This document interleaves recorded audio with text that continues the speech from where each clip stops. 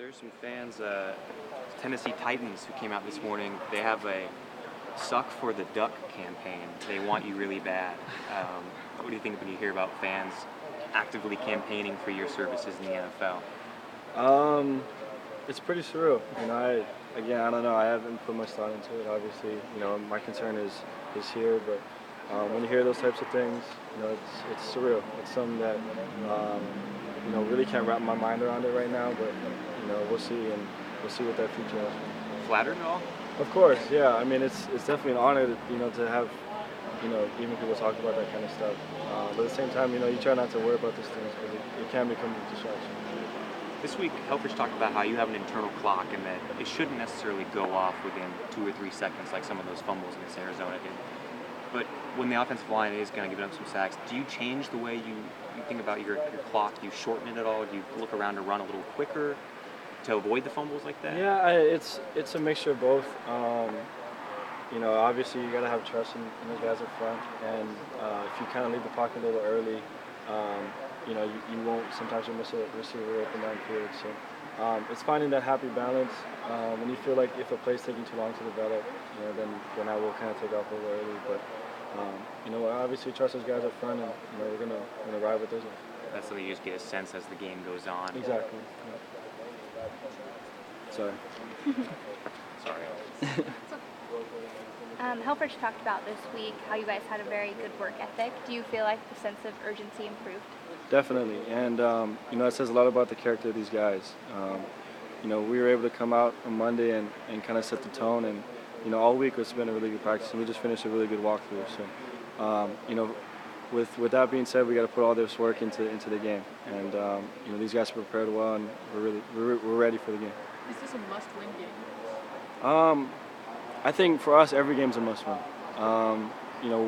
For us, if we can control and take into our own hands what we have to and win these games, eventually we'll like where we're at in December.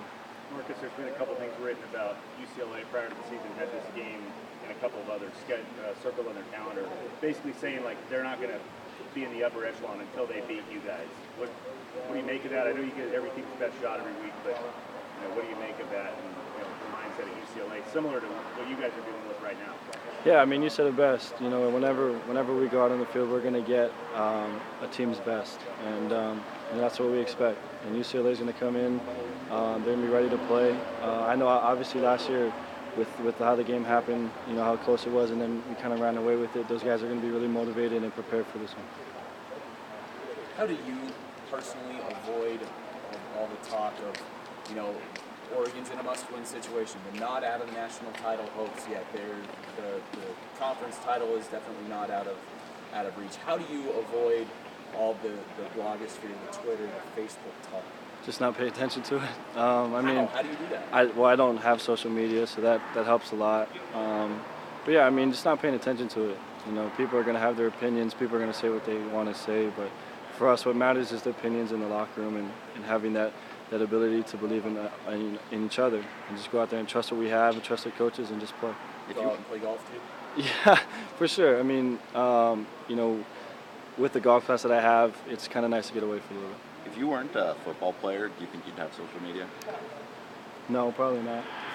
Just nothing you've ever been interested in? Yeah, for me, social media is a way to kind of let people into your personal life, and for me, I don't really like that. So, yeah, I wouldn't have one even if I didn't play football. What's the balance like most weeks just balancing fixing what you guys are doing the week before versus watching maybe film on UCLA this week? Just what's kind of the schedule like on that? Yeah, usually it's you come in the day after the game and talk about what you need to get better, and then flush it. It's on to the next team. And for us, it's kind of how it's always been. And with last week's loss on Thursday, we came in on Friday, talked about it, discussed it, and flushed it and got ready. Do you guys have a heavier UCLA film day during the week, or just scouting the opponent in general? Is there a certain day that's heavier than the rest of the week, or is it kind of balanced throughout? Yeah, it's pretty much balanced throughout and upon yourself if you want to continue to watch film. They give us iPads to be able to watch huddles whenever we're away from the facilities. So it's really on the player if he wants to continue to watch film, but the coaches have to keep it down. Marcus, I know they say football players are never 100% during the season, but how are you feeling right now? I mean, we heard from Coach Frost, obviously, last week about you being banged up. How are you feeling?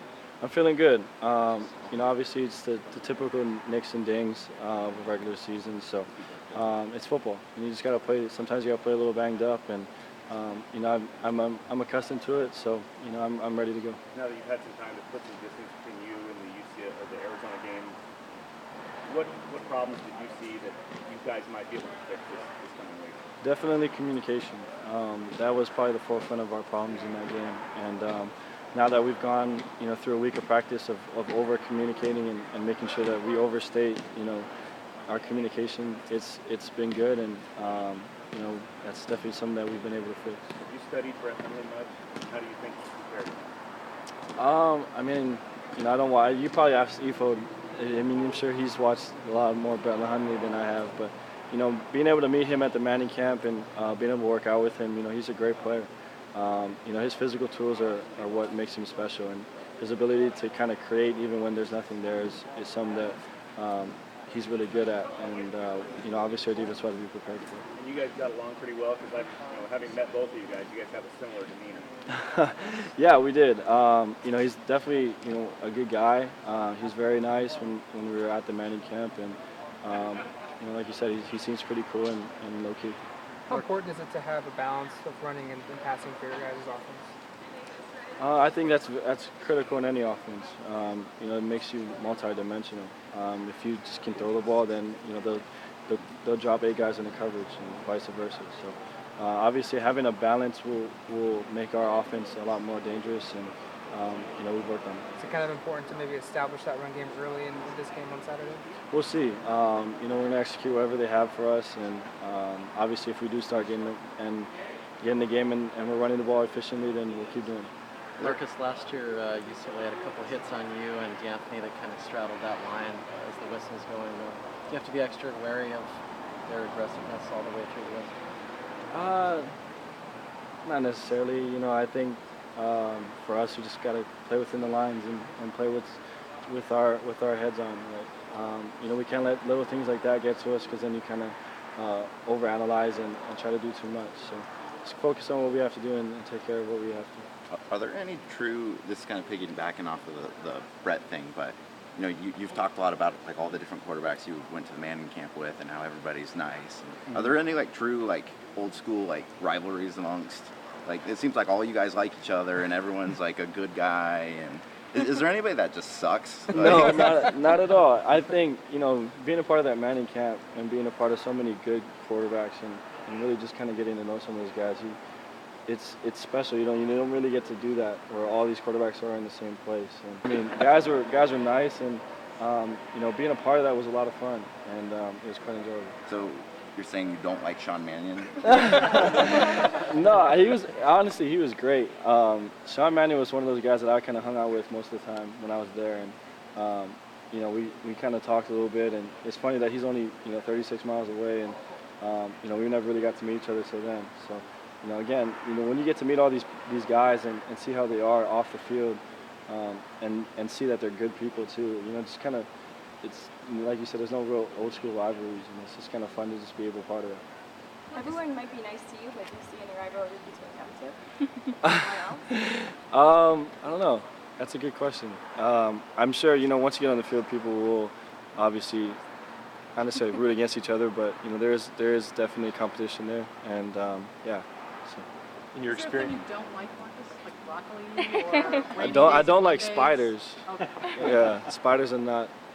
He's human. So what do you do when it's crawling around on the floor in your house? I mean, I squish it, but I mean, yeah, I don't like them at all. The Twitters, one thing that I dislike. In your experience, what's the most important part of making sure a team doesn't beat you twice coming out the next week and making sure you're on your game? It starts with practice. If you kind of come out lackadaisical on that Monday and still kind of feel sorry for yourself, then you lose a day of preparation. So for us, being able to come out this past Monday with a sense of urgency, with a sense of getting things done, shows that guys understand that we just got to flush it and move on. Thank you. Have a good day.